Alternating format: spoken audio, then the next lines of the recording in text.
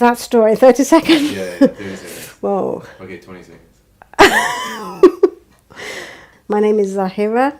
I am 52 years old and I've been a Muslim for 20 years. I am British, been in England since year 0 for myself. My mum and dad weren't practicing Christianity at all, didn't even call themselves Christians, didn't go to church, didn't do anything. I took myself to church for the choir. I liked singing, so I went to choir and went there for about 3 or 4 years, 2 different churches, but didn't really believe, I'd say. Used to wear the cassock and the little frilly thing and all that type of thing, and I used to sing. That's what I like to do. But I didn't really believe in God at that point, I'll be honest. From 1994, I started to bike ride from St James to Brackmills in Northampton, which is about a 5-mile bike ride, day there and back. And I started to take notice of creation, the sky, the birds. I love birds. The birds, the grass, the just even through the elements, because I went through spring, summer, winter, all of them. And I saw the snow, I cycled in snow. But anyway, it was the creation that I fell in love with, I'd be honest. And I started to understand that there must be a creator, that there must be a God who made all of this, because it was just too beautiful to take in.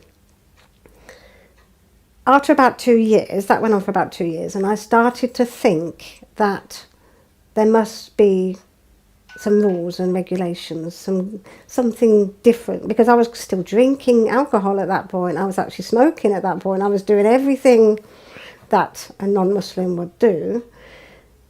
But I realised that I needed some goals. I needed something to give me some rules, which I didn't have. I was still able to do what I wanted to do. So I started to look at faith. I started to look at religion. And I went everywhere that talked about God. I went to sit with Mormons who told me I couldn't drink Coke or drink coffee, which I wasn't drinking a lot of, but to tell me not to do those things, it was quite hard. I sat with Christians who I'd heard before. Christianity was something I'd heard before. It's what I'd grown up with. I sat with Mormons. I went to Jehovah's Witness meetings where I felt very strange. I felt very unaccepted. I don't know why. I just felt it wasn't the place for me. I read a lot of books. The Jehovah's Witness gave me a book called Search, and I've still got it. And it's got every faith, even faiths I've never even heard of, in that book. And I read the whole book. When I came to Islam, I stopped. And the penny dropped. It was just like it opened a clear window for me. It was nothing confusing to me about Islam. It was one God, and everything else, everybody else was his creation. And that's what I'd been looking for all my life. Something that was going to give me purpose. That was it, really. I started to talk to Muslims. I spoke to a couple in London who I actually took my Shahada with. They gave me more books, more tapes. I started to listen, I started to read. And I listened to a tape by Sheikh Khalid Yassin called The Purpose of Life. I was in tears when I listened to it. I was actually travelling at the time. I used to do a lot of travelling, go on coaches and put my headphones on and things like that. I came home that day and I rang the people up that gave me this tape, and I wanted to take my Shahada there and then. I took my Shahada, I cried like a baby. It was as if I'd gone home for the first time in my life. It was unbelievable, the feeling I had. I can't explain that feeling, but it was just a feeling that I knew that I was with God for the first time in my life, and I was 32.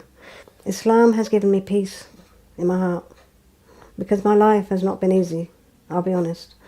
I've had a lot of ups and downs in my life. And Islam is my ultimate peace.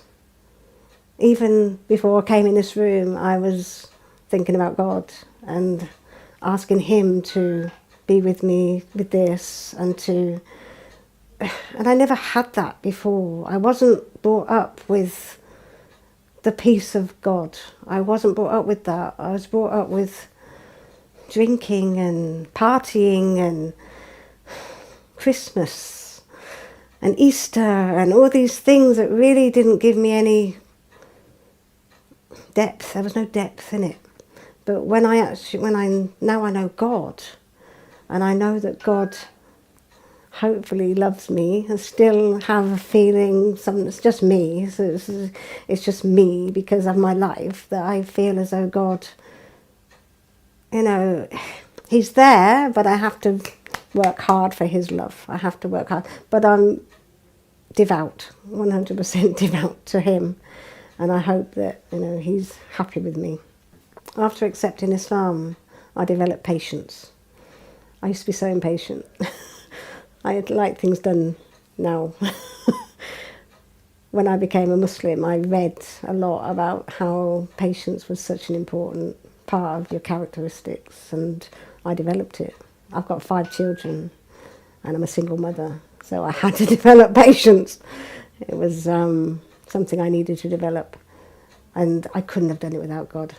I could not have done it without God, because every day I've said and still say, please help me to become a good mother, help me to be a good mother, help me to be a good Muslim, help me to be a good person, help me to be a good friend, help me to be a good sister, help me to be a good chair of the group, help me to be everything that I need to be, help me to be the best I can be in this life.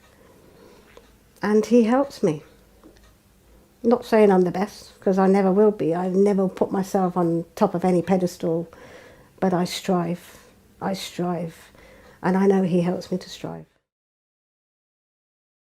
Regardless of whatever's going on in your lives, regardless of who you think you're going to upset, or who's not going to want to be with you anymore and reject you, God will never reject you. He'll always be there.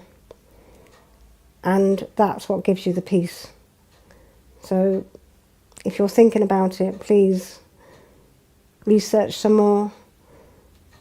Take small steps towards God. Open your heart and ask him to guide you. And go. Go. You'll never look back.